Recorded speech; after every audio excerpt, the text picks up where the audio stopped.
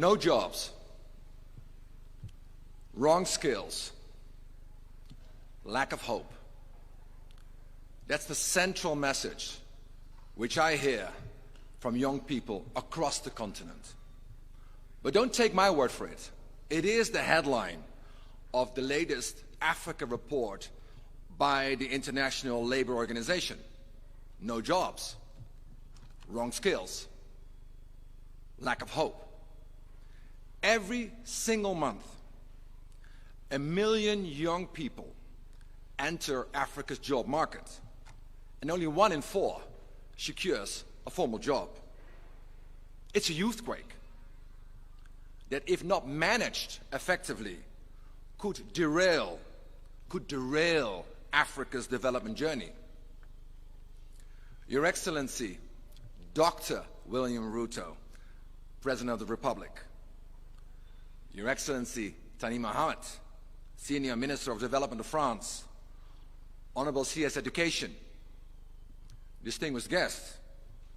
My name indeed is Patrick Verkooijen, and I'm the proud Chancellor of the University of Nairobi.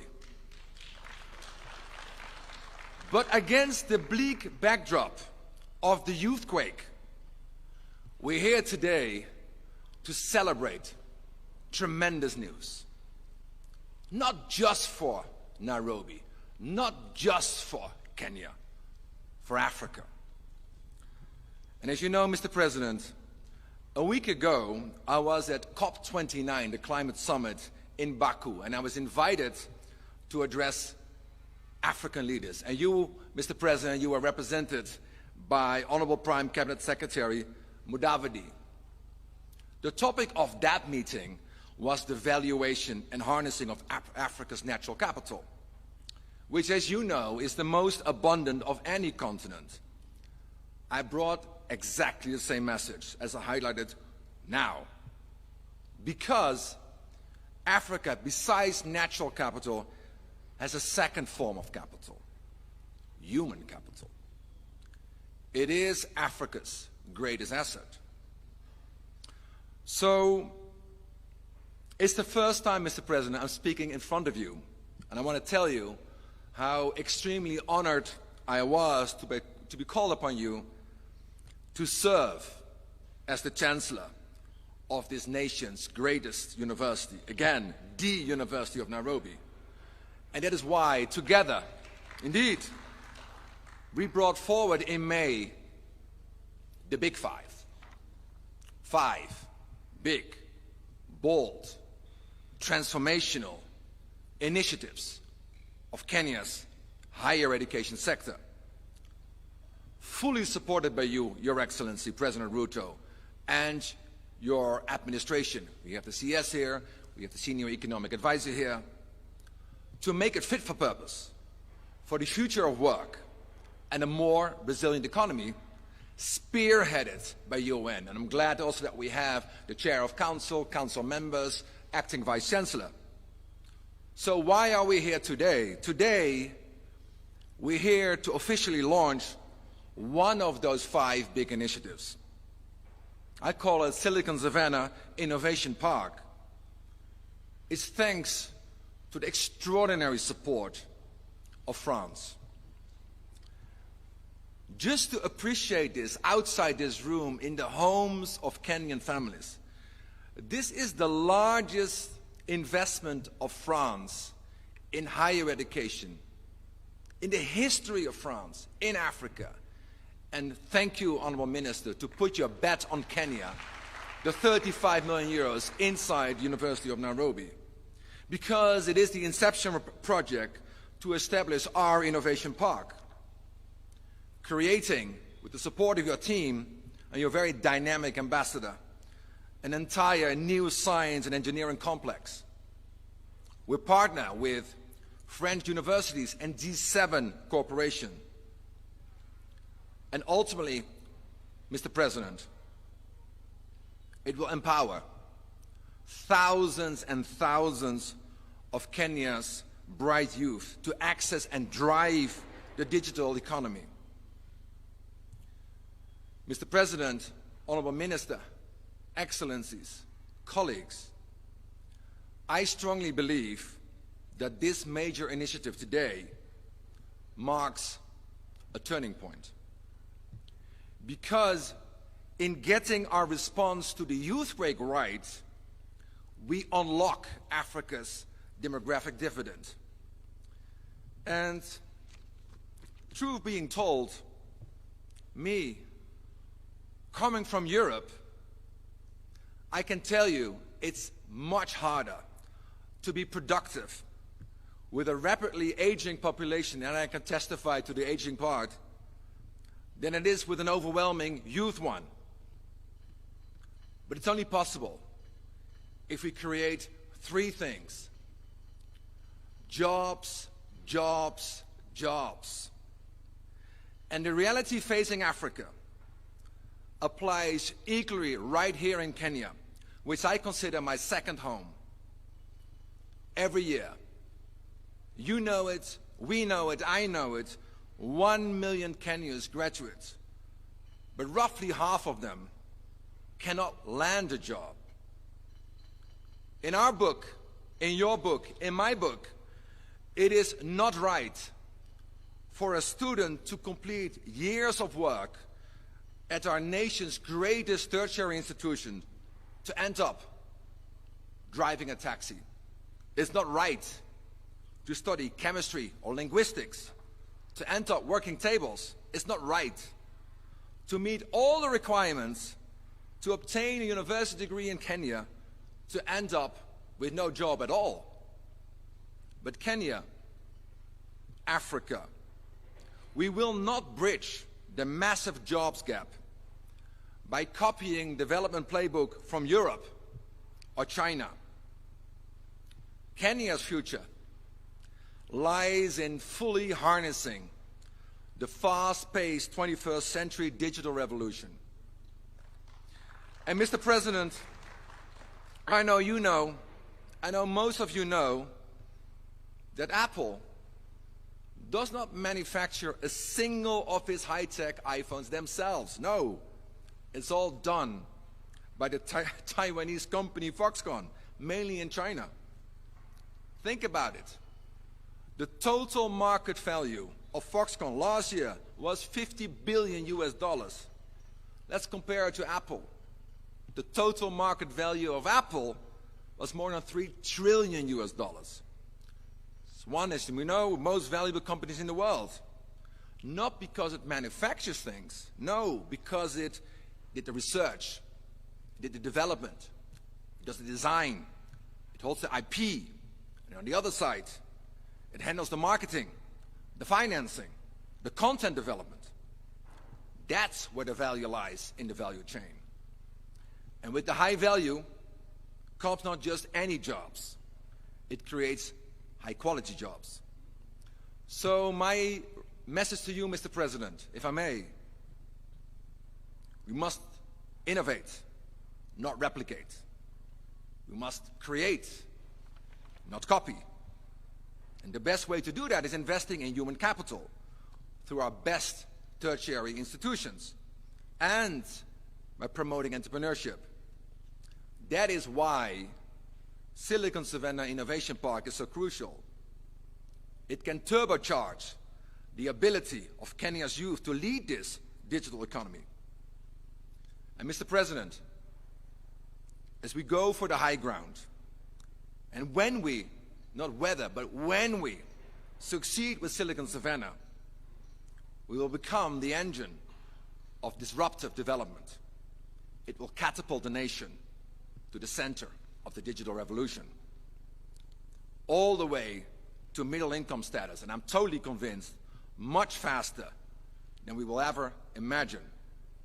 Africa-owned, Africa-led, Kenya-driven. So with the support of this new park on our Chiromo campus, which I know you know well, it will be Kenya's youth who do just that. And Mr. President, they will do it in two very specific ways. One, by accessing the global digital economy for services. One of the professor colleagues, she's here, not to be disclosed, shared with me something today. I only just found out. Students of the University of Nairobi, of other public universities, they're selling their services in their spare time, and they had quite some spare time in the last few weeks, as you know, CS Education, to actually write the papers of Ivy League students. They write it for them at Harvard, MIT, Stanford, and earn a few bucks in return. But the irony of this situation is it highlights the incredible untapped potential of Kenya's youth. It can be, it will be unlocked by this Silicon Savannah Innovation Park. Secondly, let me be Dutch and explicit. Kenya will go nowhere in the economy of today as just consumers of digital services, of just consumers of AI, developed outside of Kenya, outside of Africa. You know, we know, I know, Kenya can do it. In fact, Kenya is doing it, and M-Pesa is a great example. At UON, Mr. President, we have a second-year computer science student, Brian. In his own time, he developed an AI app that helps Kenyan primary school teachers in classroom with too many students to accelerate the rate of grading their papers. So starting today with the Innovation Park at the University of Nairobi, we will have the ability to support huge numbers of students just like Brian, to conceive homegrown digital AI solutions to bring them jobs, jobs, jobs. This Innovation Park, Mr. President, Honorable Minister, Excellency, will be a transmission belt of tech startups to populate the Kansai Technopolis. That's, of course, at the heart of Silicon Savannah. All right here in Kenya. And let me be blunt, Mr. President, none.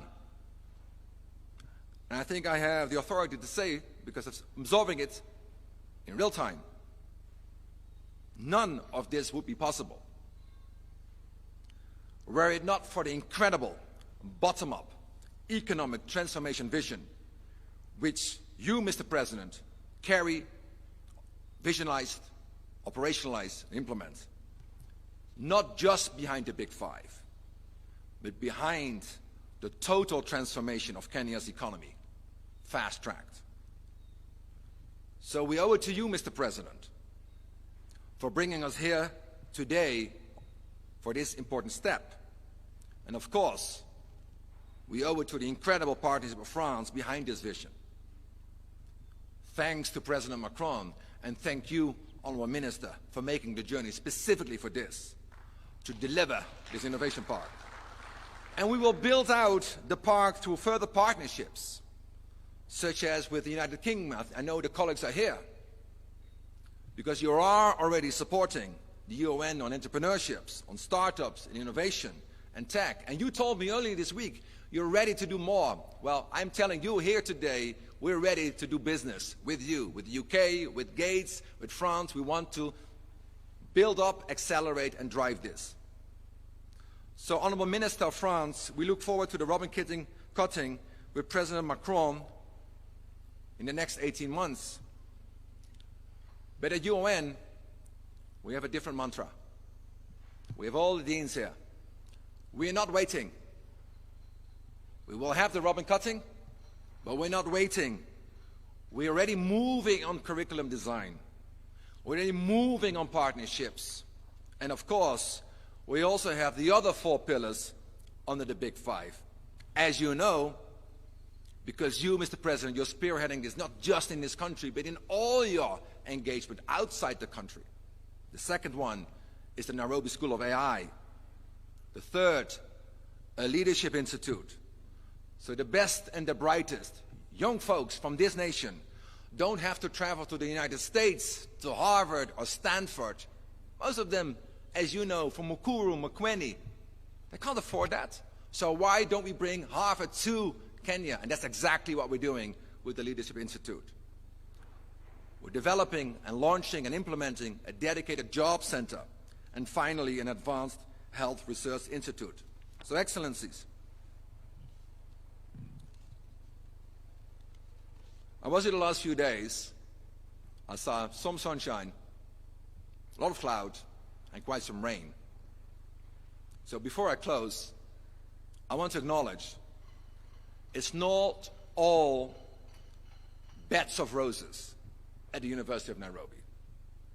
And like all public universities, the whole institution was paralyzed by a staff strike in the last few weeks. And thanks to you, CS Education, for having managed to resolve this crisis over the weekend. However, we at UON, we fell this year, for the first time ever, to the lowest level of world university rankings.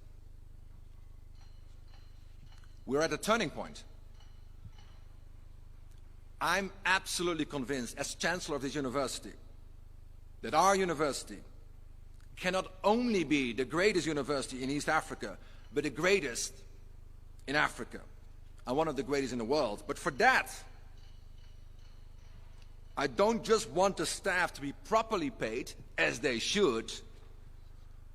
To get where we need to go, we will need far more staff to increase our teaching to student ratios. We need far more PhDs. We need far more PhDs, both for staff and students, among many other things. So, as you know, Mr. President, I've taken on this voluntary, unpaid, for the record, unpaid role to find an indebted organization running deeper and deeper deficits, year on year. Which means the flip side, Honorable Minister, that's why we're so delighted you have you here. We need a complete transformation to get the UN back on track. Think about it. We sit on an incredible wealth of staff, the best students, not just in the nation, on the continent, land, and as demonstrated today, partnerships. So I thank you, Mr. President, for giving your blessing to the Innovation Park, to the Big Five, to a rapid transformation agenda, to rebound the UN, using all available assets, resources, partnerships, and to spreading this transformation across the nation. In concert, CS, as you lead with all Kenyan universities. Together, higher education can make the nation's youth, sir, unstoppable. Silicon Savannah Innovation Park can make the nation, sir, digital economy unstoppable. And with that, this great nation, Kenya, will be unstoppable. I thank you very much. Asante sana.